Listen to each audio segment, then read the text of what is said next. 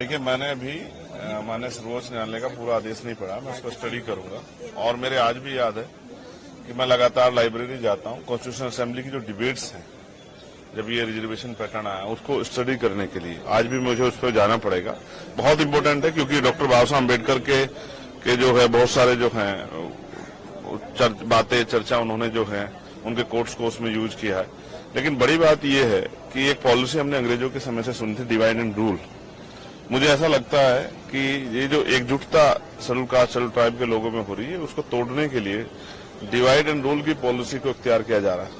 अभी मुझे इसमें यह भी जानकारी करनी है कि माननीय सर्वोच्च न्यायालय में जिन जजों ने ये ऑर्डर किया है उसमें से SC/ST के कितने, ये बहुत इंपॉर्टेंट है। अगर आप वर्गीकरण करना ही चाहते हैं तो मैं चाहता हूं कि सर्वोच्च न्यायालय से इसकी शुरुआत होनी चाहिए। भाई वहां तो लंबे समय से कुछ ही परिवारों को कब्जा किया और चलो SC/ST OBC को तो आप घुसने नहीं दे रहे हो, लेकिन क्या सामान्य जाति के और लोगों में अवसर नहीं है तो उनको भी आप मौका नहीं दे रहे हो। तो अगर आपको करनी है किसी वर्गीकरण की शुरुआत तो शायद वहीं से की जाए, सर्वोच्च संस्था। नीचे से क्या करना चाहते हो?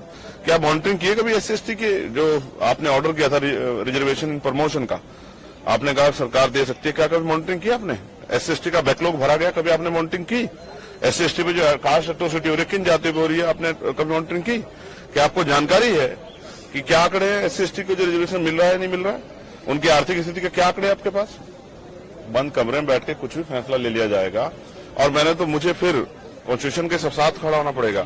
आर्टिकल 341 क्या कहता है? क्या ये आर्टिकल 341 का वायलेशन नहीं है? आपने इकोनॉमिक वीकर सेक्शन के आधार पर EWS के फैसले को जो है मान्यता दी थी, क्या वो एंटी कॉन्स्टिट्यूशनल नहीं था? तो बहुत सब चीजें। और फिर एक और जस्टिस हैं बेला द्विवेदी जी, उनके फैसले को भी उन्होंने असहमति जाहिर की, उसको भी स्टडी करना पड़ेगा। तो इसलिए कह रहा हूं बहुत बड़ा विषय है।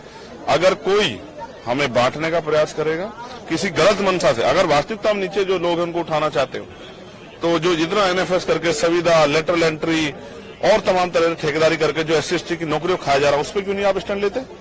तो ये बहुत कुछ है इसमें देखने के लिए। अब इसको देखेंगे और फिर प्रेस करके प्रेस क्लब में अपनी पूरी बात विस्तार रखें, क्योंकि ये बड़े समुदाय का मामला है, ये मेरे व्यक्तिगत का मामला नहीं है। ये एक बड़े समाज का जो आजादी के 75 साल बाद भी, जिसको हम अमृतकाल कह रहे हैं, सरकार अमृतकाल कह रही है, और जिसको कह रहे हैं विकसित भारत, उसकी देश की दुनिया की 5वीं अर्थव्यवस्था की जहां बात हो रही है, वहां SC/ST कहां खड़ा है? क्या कास्ट एट्रोसिटी खत्म होगी? क्या जाति के आधार पर क्या स्टेटस बदल जाता है? एक IPS एक IAS बन के जज बन के क्या शेड्यूल कास्ट शेड्यूल ट्राइब का स्टेटस बदल जाता है? तो इन फैसलों के पीछे अगर कोई गलत मंशा नहीं है और वास्तविकता में इनको ऊपर उठाने का, तो इसको पहले स्टडी करना पड़ेगा। और फिर क्योंकि हम कोर्ट में नहीं थे, मैं ये भी देखूंगा कि इसको अपोज करने वाले, इस फैसले में SC/ST का पक्ष रखने वाले कितने वकील थे और वो कौन सी जातियों के थे, और SC/ST के विरोध में खड़े होने वाले कौन से वकील थे, वो किन जातियों के थे, कि सबके चेहरे भी उजागर होने चाहिए कि कौन हमें बांटना चाहता है, वो कौन सी पार्टी जुड़े हुए लोग हैं। सब चीजों पर हम लोग जो है बिंदुवार इसकी जानकारी हासिल करेंगे और फिर प्रेस क्लब में मीडिया को बुला के अपनी बात को रखें, क्योंकि बहुत बड़े समुदाय का फैसला है, मिनटों में नहीं हो सकता।